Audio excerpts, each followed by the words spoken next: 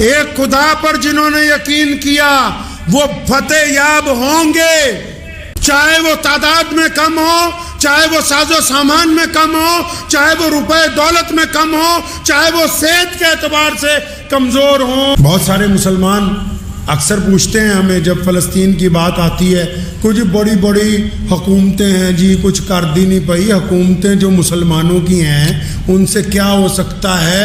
مزہ تو ادھر آ کر دیکھو غزہ میں کہ جہاں بدری صحابہ رضی اللہ تعالیٰ اجمعین کی روحانی اولادیں چند ساز و سامان کے ساتھ پیدل چلتے ہوئے آج بھی ابو جہل کی فوج کے دانت کھٹے کر رہے ہیں، جنہوں نے آج بھی دشمن کو یہ بتا دیا کہ 24 گھنٹے میں کسی کو ہلاک نہیں کیا جا سکتا، جن کے ساتھ اللہ کی مدد ہو ان کے حرم کے اندر داخل نہیں ہوا جا سکتا۔ تو بات تو صرف کل بھی ان کی تھی جو اللہ کو مانتے تھے، آج بھی انہی کی بنی ہوئی ہے جو اللہ اور اس کے رسول کی مانتے ہیں۔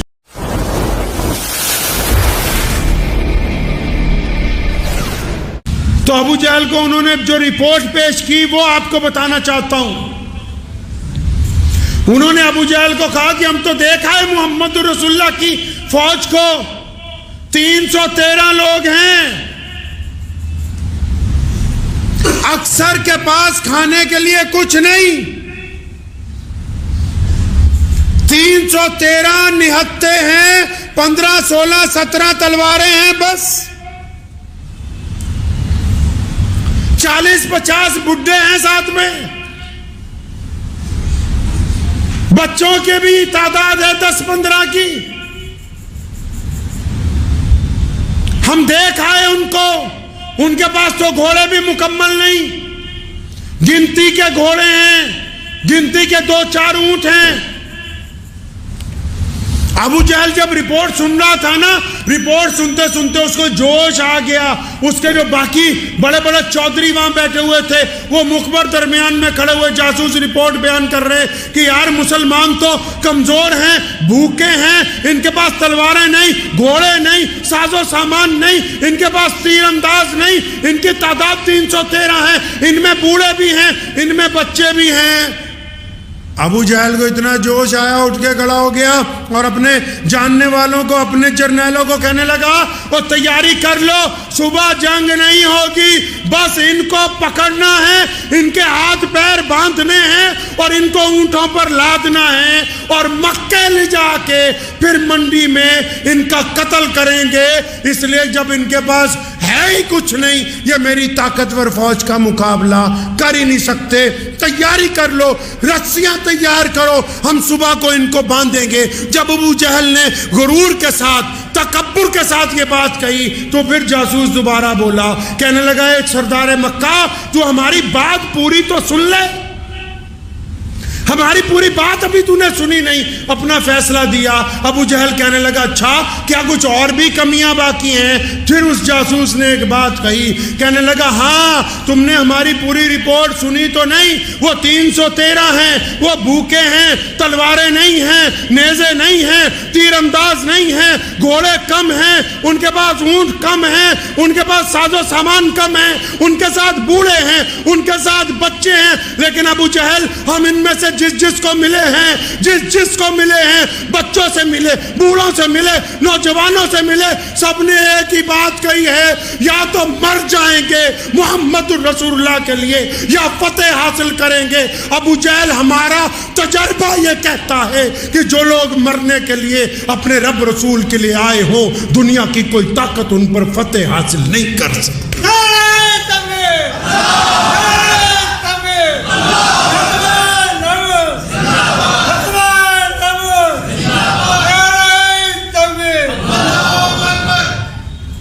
ہمارا تجربہ ہے کہ جو لوگ اپنے رب اور رسول کے لیے قربانی دینے آئے ہوں، اور پھر بدر میں دکھایا، اور بدر میں یہ طے ہو گئی بات کہ ساز و سامان سے فتح نہیں ہوگی، فتح اس کی ہوگی جس کے ساتھ اللہ کی ذات ہے۔ آپ کو پتہ ہے پیارے پیغمبر نے بدر کی رات میں دعا مانگی تھی کہ یا اللہ میں 313 کو لے کے آج تیرے میدان میں اتر آیا ہوں اور دشمن زیادہ ہے، ساز و سامان زیادہ ہے، طاقت زیادہ ہے، یا اللہ تو بھی جان لے کہ اگر آج ہم 313 ختم ہو گئے تو دنیا میں تیرا نام لینے والا کوئی باقی نہیں بچے گا۔ پھر اللہ نے کیا کہا؟ اللہ نے کیا کہا کہ میرے محبوب غم نہ کیجئے، مدد آ رہی ہے، مدد آ رہی ہے۔ وہ فرشتے جو ناز و نیاز میں ہی بنے، وہ فرشتے جو صرف جنت کی ہوائیں کھاتے ہیں، وہ فرشتے جن کے جسم روحوں کی طرح ہیں، وہ فرشتے جنہوں نے کبھی گرم بھٹی کو قریب سے نہیں دیکھا، وہ فرشتے جن کا سردار جبریل امین کو بنایا گیا، اللہ نے ان کو حکم دے دیا کہ چلو اب میرے محبوب کے ساتھ اب تم بھی میدان جنگ میں اترو گے، کیونکہ میں نے اپنے محبوب سے وعدہ کر رکھا ہے کہ آپ کو شکست نہیں ہونے دی جائے گی۔ بدر اس بات کی علامت ہے، لا الہ الا اللہ کی، یعنی جنہوں نے صرف ایک رب پر، ایک اللہ پر، ایک ایشور پر، ایک خدا پر جنہوں نے یقین کیا، وہ فتح یاب ہوں گے،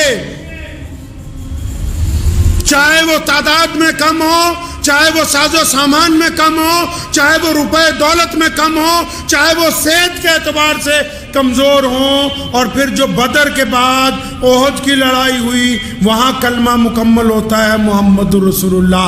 آپ کو پتہ ہے کہ کلمہ لا الہ الا اللہ محمد رسول اللہ جنگ بدر اور جنگ احد ان دونوں کلمے کی مظہر ہیں۔ جنگ بدر میں یہ طے ہوا کہ اللہ کی اگر پورا یقین ہوگا تو فتح ہوگی، اور جنگ احد میں ذرا سا کہنا نہیں مانا، پہاڑی سے پیچھے ہٹ گئے تھے، شدید نقصان اٹھانا پڑا۔ یہ طے ہوا کہ محمد رسول اللہ کی اطاعت ہوگی تبھی فتح ہو سکتی ہے، اگر رسول اللہ کی اطاعت سے ذرا سا دائیں بائیں ہو جاؤ گے تو فتح نہیں ہوگی۔ علامہ منصور صاحب بجنوری رحمۃ اللہ علیہ فرمایا کرتے تھے کہ جنگ احد، جنگ بدر اور جنگ احد لا الہ الا اللہ محمد رسول اللہ کی مظہر ہے، تفسیر ہے یہ اصل میں کلمے کی تکمیل ہوئی ہے ان دونوں جگہ پہ، سمجھایا گیا ہے۔ اور پھر بدر کے دن جب رسول اللہ کو اللہ تعالیٰ نے فتح دے دی، آسان نہیں تھی۔ مولا علی کرم اللہ وجہ جیسا شیر خدا یہ کہتا ہے کہ جب جنگ کی بھٹی پوری شدت پر تھی اور جب لوگ لڑتے لڑتے تھک جاتے تھے، اگر ہمیں کہیں پناہ ملتی تھی تو ہم پیارے پیغمبر صلی اللہ علیہ وسلم کے پیچھے جا کے کھڑے ہوتے تھے۔ محمد رسول اللہ نے اس میں یہ بھی طے کیا کہ جب حالات بگڑ جائیں، جب حالات ناسازگار ہو جائیں، جب کبھی جنگ کا وقت آ جائے، جب کبھی مصیبت آ جائے، جب کبھی پریشانی آ جائے، تو دنیا کی حکومتوں نے یہ طے کیا تھا کہ جب دکھ کا وقت ہوگا تو حکمران اور بادشاہ اور جو بڑے بڑے لڑانے والے ہوں گے وہ پیچھے ہوں گے۔ پیارے پیغمبر نے یہ نیا اصول طے کیا کہ جب دکھ کا وقت ہوگا، جنگ کا وقت ہوگا، حالات کی ناسازگاری ہوگی تو محمد رسول اللہ سب سے آگے تھے۔ یہ روایت بھی پیارے پیغمبر نے ادا کی کہ تم سمجھتے ہو کہ لوگوں کو مرواؤ، خود گھر پہ بیٹھے رہو، اگر حق اور انصاف کے لیے جانا ہے تو خود سب سے پہلے آگے جانا ہوگا۔ جنگ بدر صرف جنگ نہیں ہے، وہ اعلیٰ روایتوں کی امین ہے جس میں بیٹیوں کو عزت دی گئی، جس میں ظلم کو روکا گیا، جس میں ظالم کے دانت کھٹے کیے گئے، جس میں دولت کی لالچ نہیں ہے۔ اور یہ پوری دنیا میں جتنے بھی مسلمان ہیں آج کائنات کے اندر جو بڑی عزت کے ساتھ، محبت کے ساتھ لطف اٹھا رہے ہیں اپنی زندگی کا، یہ جو طواف ہوتا ہے نا بیت اللہ میں جو طواف ہوتا ہے نا 24 گھنٹے، آپ جائیں اللہ تعالیٰ آپ کو لے جائے، کتنا مزہ آتا ہے طواف میں۔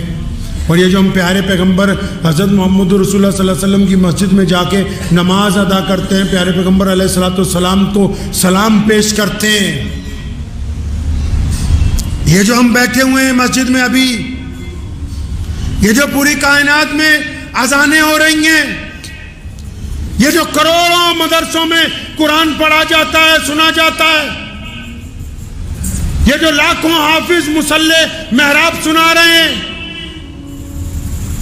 دل کی تختی پر لکھ کے لے جاؤ، اگر بدر کے میدان میں اہل اسلام فتح حاصل نہیں کرتے تو آج ہم نماز جمعہ کی نماز ادا نہیں کر سکتے تھے۔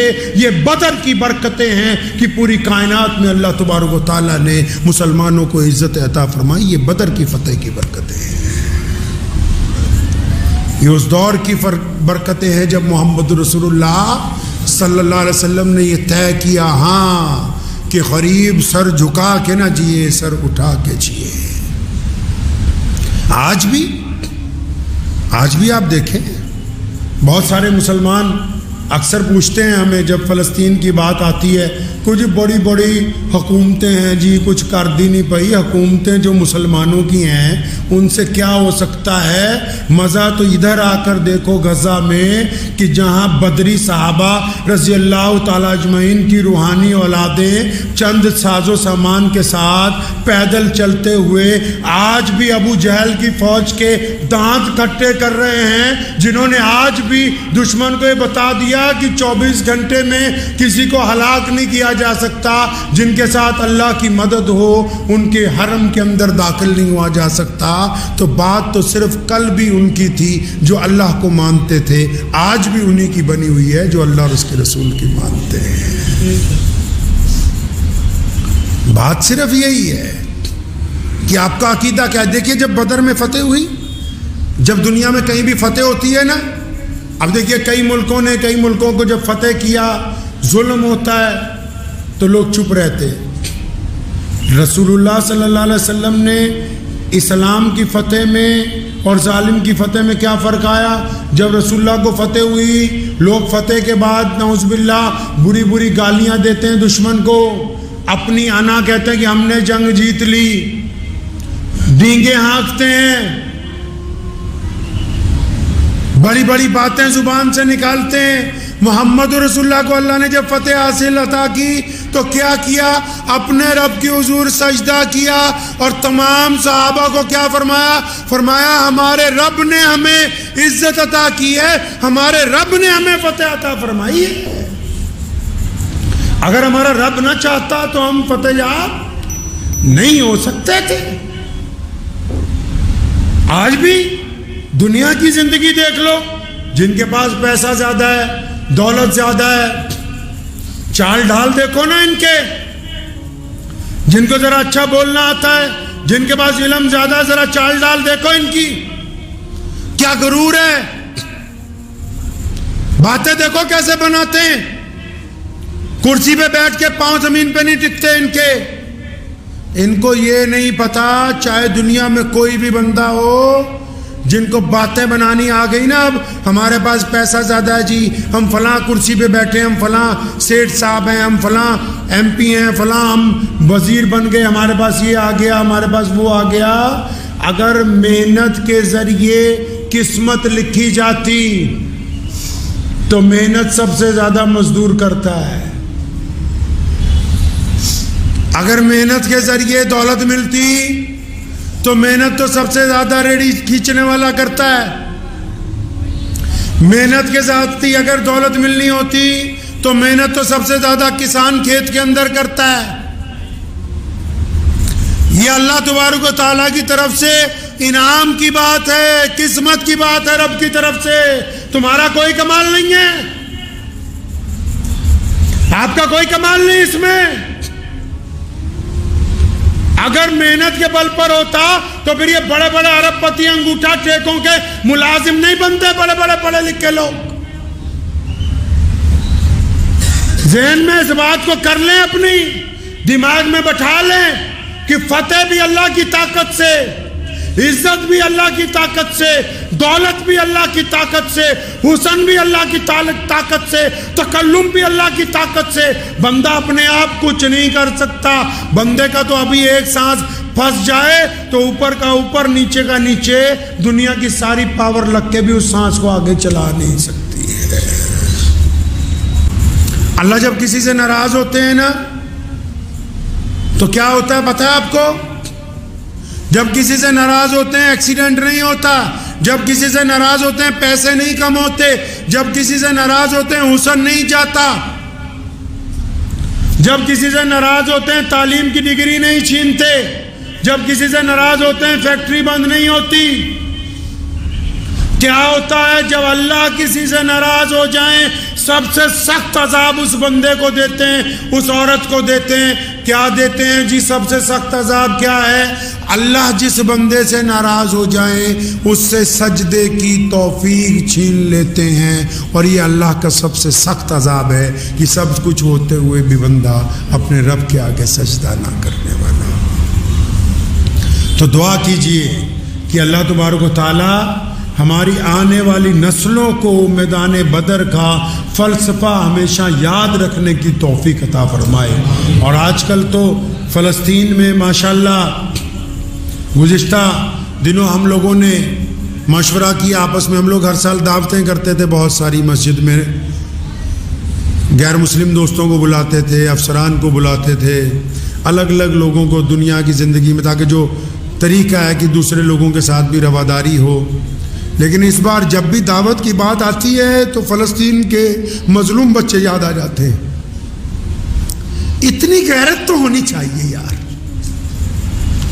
کہ جس قوم کی ایک طرف بچے، بوڑھے، مسجدیں، عمارتیں زمین دوز ہو گئی ہوں، ان کو شام کو لقمہ کھاتے ہوئے اتنی شرم بھی باقی نہ رہی ہو کہ ہمارے جسم کا ایک حصہ چھلنی ہو گیا ہے۔ پیارے پیغمبر علیہ الصلوۃ والسلام نے فرمایا نہیں کلو مسلم اخوا، فرمایا سارے ایمان والے تو آپس میں بھائی بھائی ہیں۔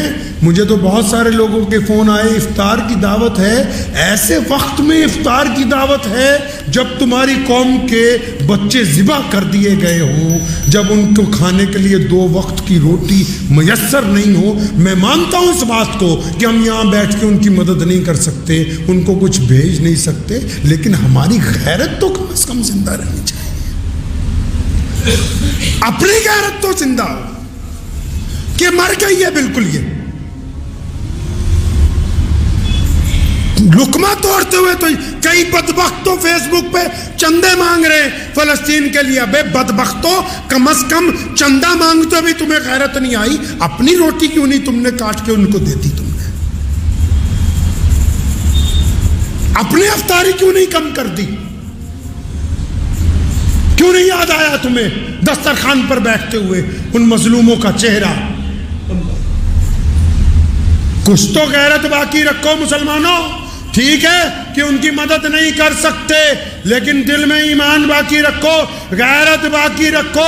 اگر فلسطین کے شہداء کے درمیان بھی تمہیں دعوتیں سوچ رہی ہیں تو ایک دفعہ ضرور بیٹھ کر اپنا ایمان چیک کرو کہ اس میں غیرت باقی ہے یا مر گئی۔ اگر یہ مر گئی ہے تو رب رسول کے نزدیک تم بھی مر گئے ہو، تمہارے جیسے لوگوں کی اللہ اور اس کے رسول کو ضرورت نہیں ہے۔ دعا کیجئے کہ اللہ تبارک و تعالیٰ مجھے بھی اور آپ سب کو بھی اس کے اوپر عمل کی توفیق عطا فرمائے۔